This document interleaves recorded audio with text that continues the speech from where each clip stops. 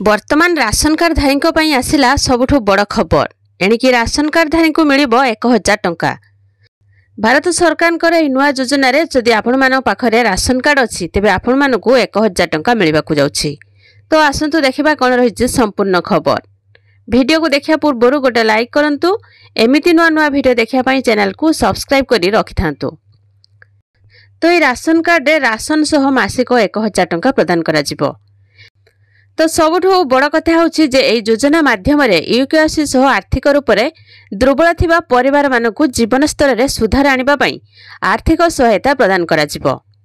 तो एठारे आर्थिक भावे दुर्बल थिबा परिवार को मासिक 1000 टंका दिया जाई सेमानकु आत्मनिर्भरशील करने को प्रयास करा जिवो। एई योजना एप्रिल मासरु लागू हेबाकु जाउछि। एथिपई जेउ माने एई पर्यंत केएससी करिनांती सेमाने एई योजनार लाभ उठाई परिबे नहीं। वर्तमान सारा देश में अनेक राशन कार्डर यूकेएससी प्रक्रिया पूर्ण होई नहीं। एथिपई भारत सरकार ए नुआ योजना अनुसार यूकेएससी प्रक्रिया पूर्ण करने को जाउछंती। ए योजना माध्यम केएससी सह आर्थिक रूप से दुर्बल थिबा परिवार को जीवन स्तर में सुधार आनिबा पई आर्थिक सहायता 1000 टंका प्रदान करा जिवो। मागणा राशन सहित 1000 टंका नगद राशि मिलिबो। यह होछि एप्रिल मासरु लागू हेबाकु जाउछि।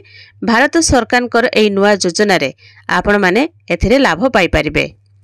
एथिरे राशन सह मासिक 1000 टंका प्रदान करा जिवो। आउ नेक्स्ट खबरटी होछि स्वयं सहायक गोष्ठीर महिला मानक पई 10 लाख टंका पर्यंत बैंक ऋण उपरे सुध फेरस्त करा जिवो। 2024-25 आर्थिक वर्ष रे 300 कोटी सुध फेरस्त करा जिवो। 3 लाख रु अधिक स्वयं सहायक 300 कोटी सुध फेरस्त करा जिवो। तो राज्य में स्वयं सहायक गोष्ठी माने जेपरी जीविका अर्जन में अधिक सहायता पाइबे एवं अधिक पुंजी विनियोग कर निज उद्योग को आगक बढ़ाइबे सेथिपई सेमानकर सुध छाड़ व्यवस्था करा जायछि।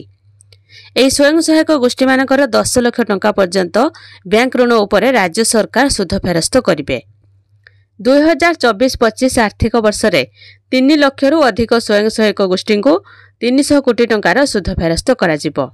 तो यह थिला आज संध्यारे आपण मानो पई दुईटी छोट इनफॉरमेशन। वीडियो को लाइक करंतु और चैनल को सब्सक्राइब करके रखि थांतु।